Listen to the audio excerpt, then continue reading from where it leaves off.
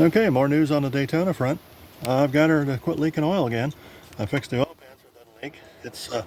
It smacked off of the front axle a couple of times because the motor mounts were weak and stuff.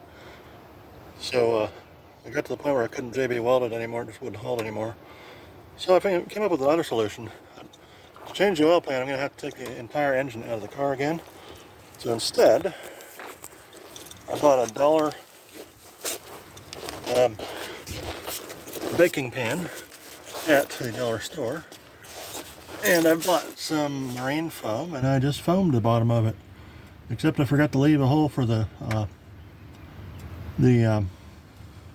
drain plug, but I can do that later. I know where I marked it where it's at, which is now behind the foam. But this stuff is oil resistant, oil proof I should say. Like nothing dissolves this crap, and it don't leak anymore. So if you're ever screwed, and it's hard too, it's structural to an extent. So if you ever get in a bind where you need to patch an oil pan in a vehicle, and I've had this running a few times, this stuff, it's not real super heat tolerant, but at 200-300 degrees it ain't gonna complain. Like nothing melts this stuff.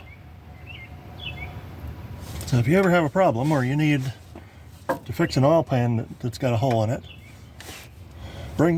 that's actually probably a good idea to bring along with your off-road kit. Bring some marine foam. Now, you'd probably, you'd probably be better off using the 4-pound or the 6-pound stuff because it's heavier, but this is 2-pound stuff and it works just fine. It's marine pourable foam. I do it when it's hot outside so it expands better. But, I mean, shoot, all you gotta do is get it to expand, clean up, get all the oil out of the oil pan, run some brake clean through it so it stays that way. Wick out the existing, whatever's left of the oil with a rag until it stops wicking into the rag, brake clean it again, and then get you a pie pan or a piece of aluminum foil or some cardboard or whatever. Just go up underneath there and pour it full of pour foam. It's real runny when you first start. After that, it starts setting up, getting harder, and there's the other end of it. Eventually it'll just block the oil from leaking out and you can get to where you're going. So my Dakota managed to blow a fuel pump. Oh man, that is a nasty looking lens. So I need a vehicle, and so this got fixed. Well, fixed, rough, relatively speaking, as in it doesn't leak oil anymore. Anyways, that's the deal.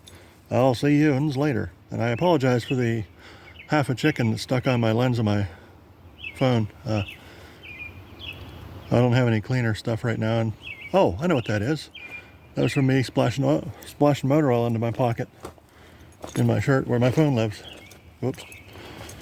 And this here is going to go away once I fix those motor mounts. I got to weld some reinforcement on these motor mounts because I didn't do a very good job first time around. It needs a triangular bracket to go forward from it or back from it to triangulate it and stuff. That'll get done once I get up the shop. Anyways, I'll see you later.